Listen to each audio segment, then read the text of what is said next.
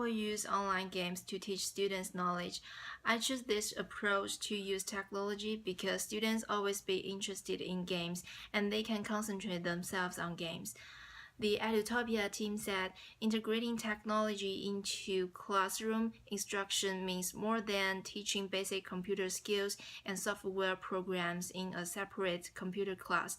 Effective tech integration must happen across the curriculum in ways that research shows deepen and enhance the learning process.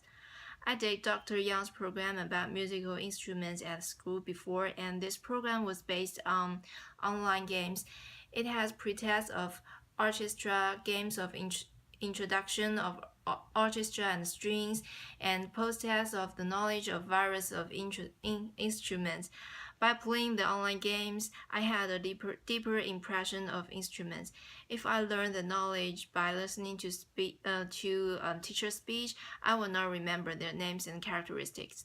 So that I believe that online game is a new way to integrate technology across the curriculums. It can enhance the relationship between teachers and students and make the class become more interesting. An interview in Edutopia said games provide a great opportunity for students to build their social and emotional skills and make explicit how this skill will help prepare them for future jobs. Teachers can introduce students to games where they can use social and emotional learning skills in real-world job situations. Also, teachers can show students how the games they are already playing are building their social and emotional learning skills while preparing them for future jobs.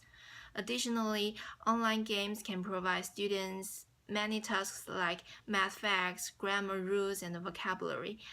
I searched some games can be used in my future class on the Teach Hub website. These games are suitable for every grade students, from younger students to older high school students. Educational bingo, which can be created online based on history, math, or vocabulary. Teachers can create the bingo games for what the students are learning about.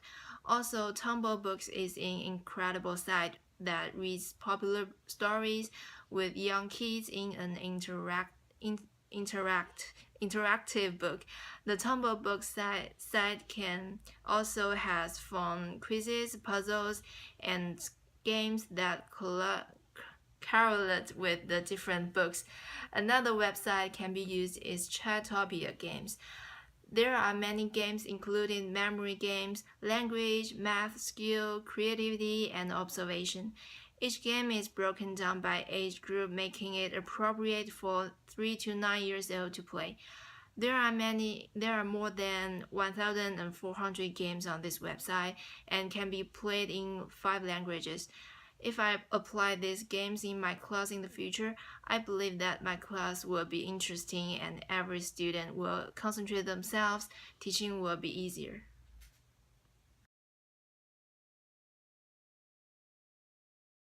I think the biggest issue is that some parents feel that kids use the internet to connect with strangers. I think teachers and parents can set up a label for students such as red is risky and green is okay to notice them. Students can free to talk to strangers, but they need to know how to end the conversations and log off the internet at any time. Students also need to know how to protect their own privacy about home address, family information, or bank information.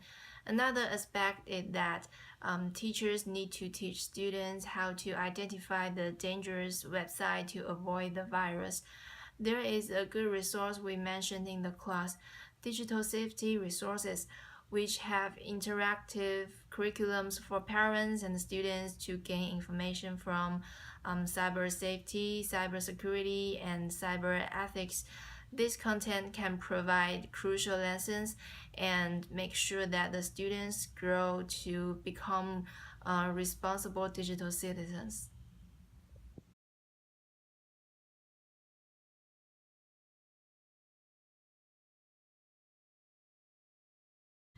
The innovative designer standard said students know how to use a deliberate design process for generating ideas, testing theories, creating innovative artifacts and solving authentic problems. Also, students can select and use digital tools to plan and manage a design process that considers design constraints and calculates risks. Students design the project with technology need to follow 5 steps, which are risk, ask, imagine, plan, creative, and improve. Students can focus on their interested topics and use appropriate digital tools to create a video, an online painting, or Google Docs. Just like the non-motion video we did during the class before, which was good practice for us to know more about how to integrate technology into a class and how to be creativity in to create an innovative technology project.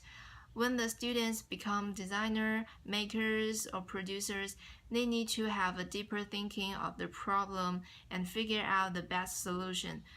When we use technology across our school, we should consider that if the technology can be used into this area and if it can be available for students to integrate the knowledge.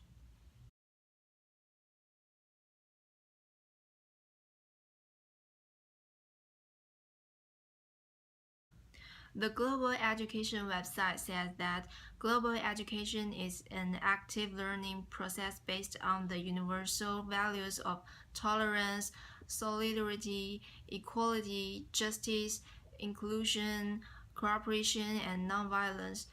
Global education can bring students advantages from various aspects, such as the improvement of oral language, oral English, the interpersonal communication, and the social accommodate ability. Students can have a deeper understanding of complex issues and become active in a responsible way under the global education.